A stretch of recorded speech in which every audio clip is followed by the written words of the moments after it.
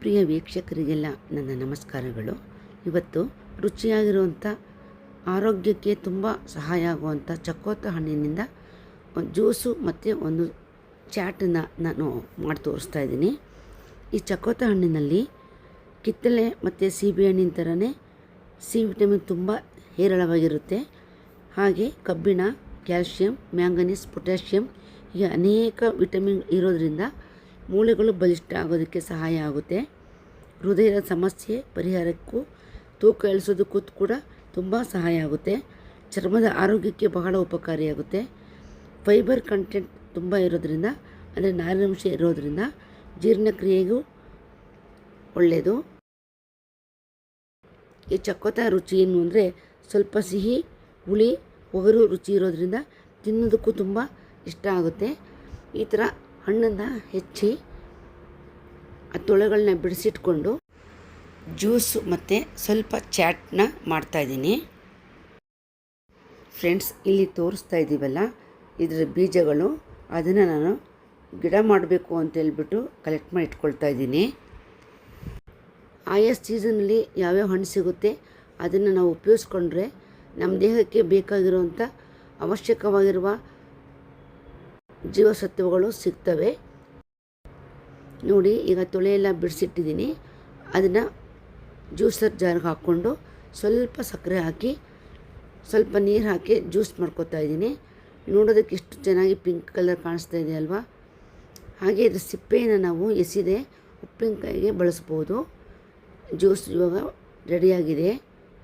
ಅದಕ್ಕೊಂದು ice cube ಹಾಕ್ಕೊಂಡು ಜ್ಯೂಸನ್ನ ನಾವು ಬಳಸ್ಬೋದು.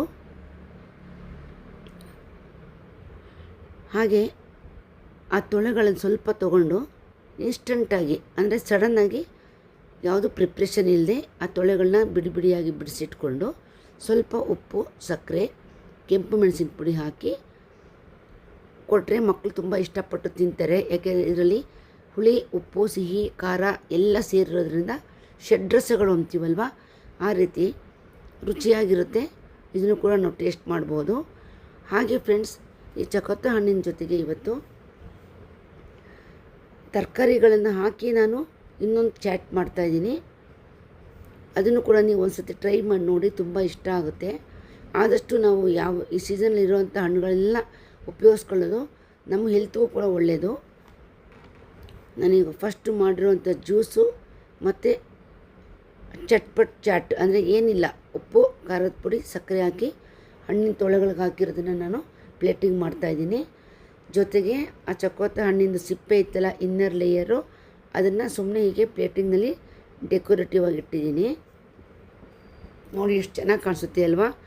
ಪುಟ್ಟ ಮಕ್ಕಳದ್ದು ಸ್ಕಿನ್ನು, ಪಾದ ಇರುತ್ತಲ್ಲ, ಆ ಥರ ಕಲರ್ಫುಲ್ಲಾಗಿ ಕಾಣಿಸ್ತಾ ಇದೆ ಅಲ್ವಾ.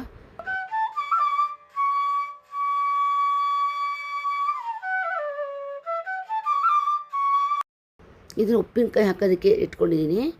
ಈಗ ಈ ಚಾಟ್ಗೆ ಕ್ಯಾರೆಟು, ಬೀಟ್ರೂಟು, ತೆಂಗಿನಕಾಯಿ ಚೂರುಗಳು, ಹಸಿ ಮಾವಿನಕಾಯಿ, ಈರುಳ್ಳಿ, ಸ್ವಲ್ಪ ಸೌತೆಕಾಯಿ ತೊಗೊಂಡಿದ್ದೀನಿ.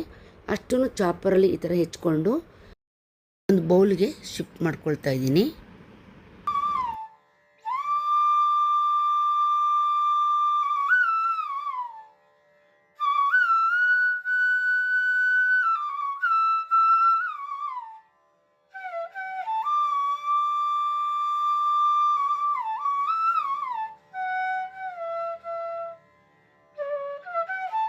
ಆಮೇಲೆ ನೆನೆಸಿ ಉಪ್ಪಾಕಿ ಬೇಯಿಸಿರುವಂಥ ಕಡಲೆಕಾಯಿ ಬೀಜ 1 ಕಪ್ ಹಾಕ್ತಾಯಿದ್ದೀನಿ.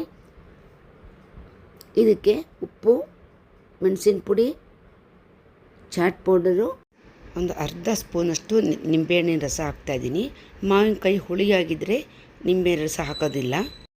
ಕೊತ್ತಂಬರಿ ಸೊಪ್ಪು ಹಾಕಿ ಮಿಕ್ಸ್ ಮಾಡಿ ಆಮೇಲೆ ಎತ್ತಿಟ್ಕೊಂಡಿರೋಂಥ ಒಂದು ಅರ್ಧ ಬೌಲಷ್ಟು ಚಕ್ಕೋತ ಹಣ್ಣು ಹಾಕಿ ಮಿಕ್ಸ್ ಮಾಡಿ ಕೊಟ್ಟರೆ ತುಂಬಾ ಚೆನ್ನಾಗಿರುತ್ತೆ. ನೀವು ಒಂದು ಸತಿ ಟ್ರೈ ಮಾಡಿ ನೋಡಿ ಫ್ರೆಂಡ್ಸ್. ಹೇಗಿತ್ತು ಅಂತ ನಿಮ್ಮ ಅಭಿಪ್ರಾಯಗಳನ್ನು ಕಮೆಂಟ್ ಬಾಕ್ಸಲ್ಲಿ ತಿಳಿಸಿ. ಫ್ರೆಂಡ್ಸ್, ನನ್ನ ಚಾನಲ್ನಲ್ಲಿ ಇದುವರೆಗೂ ನಲ್ಲಿಕಾಯಿ ಜ್ಯೂಸು, ವೀಳ್ಯದೆಲೆ ರಸ, ನಲ್ಲಿಕಾಯಿ ರಸಮ್ಮು, ಮಾವಿನಕಾಯಿ ಜಾಮು, ಈ ಥರ ಅನೇಕ ಆರೋಗ್ಯಕರವಾದ ರೆಸಿಪಿಗಳನ್ನು ನಾನು ಶೇರ್ ಮಾಡಿದ್ದೀನಿ. ಅದರದ್ದು ಥಂಬ್ನೇಲ್ಸ್ನ ಇಲ್ಲಿ ನಾನು ಪೋಸ್ಟ್ ಮಾಡ್ತಾಯಿದ್ದೀನಿ. ದಯವಿಟ್ಟು ಹೊಸ ಸಬ್ಸ್ಕ್ರೈಬರ್ಸ್ ಯಾರಾದರೂ ಇಂಟ್ರೆಸ್ಟ್ ಇದ್ದವರು ಇಲ್ಲಿ ಹೋಗಿ ನೋಡ್ಬೋದು.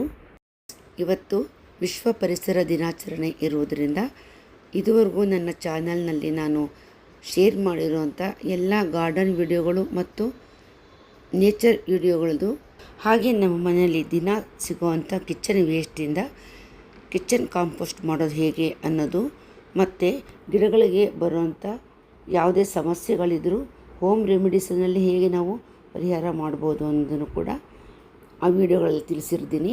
ಕ್ಲಿಪ್ಪಿಂಗ್ಸ್ ಅಂದರೆ ಥಂಬ್ನೇಲ್ಸ್ನ ಕೂಡ ಇಲ್ಲಿ ನಾನು ಶೇರ್ ಮಾಡ್ತಾಯಿದ್ದೀನಿ. ಇಂಟ್ರೆಸ್ಟ್ ಇದ್ದರೂ ಅದನ್ನು ಕೂಡ ಓಪನ್ ಮಾಡಿ ನೋಡ್ಬೋದು. ಧನ್ಯವಾದಗಳು.